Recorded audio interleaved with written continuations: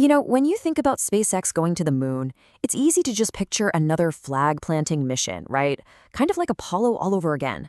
But what Elon Musk has in mind, well, it's something else entirely.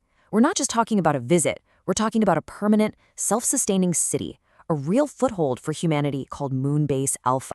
So, Elon Musk has this really radical picture of how this new lunar economy would work. Get this, it's so self-sufficient, he says it won't even use money. The whole system will operate, and this is his word, autonomously. It's a fancy way of saying it generates its own resources. Everything is just measured in power, in watts, and mass, in tonnage. So we're not talking about some lonely remote outpost here. No, this is a bustling industrial hub. And if you think that's wild, the end goal is even more audacious. I mean, really, picture this. Lunar factories, completely run by robots, building these super advanced AI satellites. And here's the kicker. These satellites wouldn't even need rockets to launch. They'd be shot into orbit using electromagnetic mass drivers. These are basically giant railguns, just flinging them right off the moon's surface, taking advantage of that low gravity and no air. I mean, this could completely revolutionize AI compute power for our entire civilization. Okay, but let's be real for a second. That grand vision, it's still a pretty distant dream.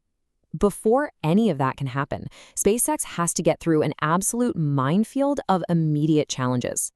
The incredible ambition of a lunar future is about to smack right into the brutal reality of the next 2 years. Which brings us to the 2026 reality check. Yeah, this single year is shaping up to be a total make-or-break moment for SpaceX's moon plans, filled with immense pressure and some incredibly tight deadlines.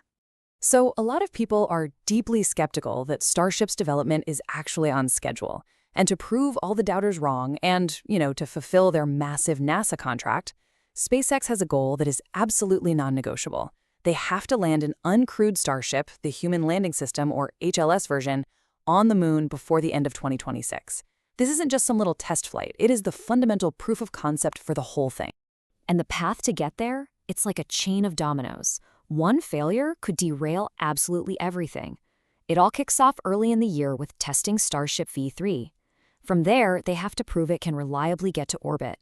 Then, they have to master these incredibly complex orbital refueling tests. And only then can they go for that uncrewed moon landing late in 2026. There is just zero room for error. So what exactly is orbital refilling? Well, the easiest way to think about it is like a gas station, but in space. You have a tanker Starship that meets up with the moon-bound one in orbit to top off its tanks. Simple concept, right? But without this crucial and, believe me, technically demanding step, Starship just doesn't have the juice to make it all the way to the moon. But okay, let's fast forward. Let's assume they pull it all off. Once Starship actually gets to the moon, how do you build a base? Well, the plan is pretty ingenious. It's basically a base in a box. The core idea here is just brilliantly simple. I mean, instead of launching dozens of tiny, complicated modules that have to be assembled by robots on the surface, a total nightmare, the Starship vehicle is the base, the whole thing. It's a ready-made, functional, pressurized habitat the second its landing legs touch down. Now, this whole base-in-a-box idea has led to two main competing designs for how you'd actually live and work inside a converted rocket. So let's look at this tale of two bases, vertical versus horizontal. All right, first up, we've got the vertical Lighthouse concept. This design is pretty straightforward. It just keeps the Starship standing straight up exactly how it lands. The inside wouldn't be like a normal building, more like a tall tower, with a gentle spiral ramp connecting something like 15 lightweight floors. And those huge, empty fuel tanks, they become these massive open chambers for storage, life support, you name it. They even plan for a garage down in the base so rovers can just drive right in. It's basically a self-contained habitat for about 16 to 20 astronauts. Now, the alternative is the horizontal base, and this one's a lot more complex. It still lands vertically, that's step one. Then robots come in to level the ground, but then comes the really tricky part. They have to carefully tip the entire 50-meter-tall vehicle onto its side. I mean, can you imagine? Once it's safely horizontal, then the interior can be fitted out with more traditional, really spacious floors. So really, it all comes down to a classic engineering trade-off. The vertical base, it's way simpler, right? No super risky tipping maneuver. But its tall profile makes it a lot harder to shield from dangerous radiation. On the other hand, the horizontal base gives you these wide, spacious floors, and it's much easier to bury under a protective layer of lunar soil, which they call regolith. The big downside, though, is that complex lowering maneuver and all the interior work, which adds a ton of risk and effort. But whichever design they end up choosing, the implications are just huge.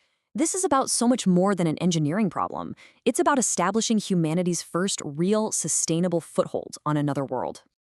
And to really get your head around just how revolutionary this is, think about this for a second.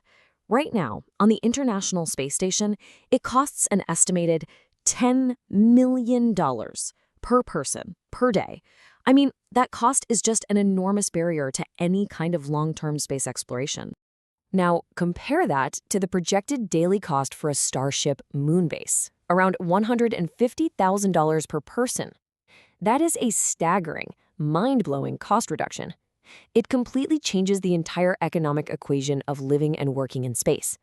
It makes a permanent presence not just, possible, but actually plausible. And hey, because it's so much cheaper, why stop at just one?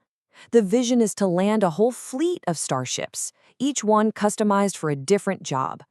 They could even be walked closer together and then linked up with pressurized tunnels, creating the very first true off-world settlement.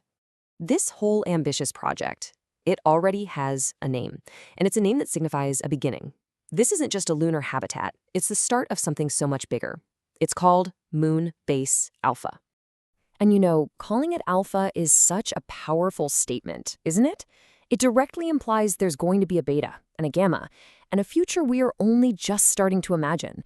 It really leaves you with one big, tantalizing question. If this is just Alpha, what comes next?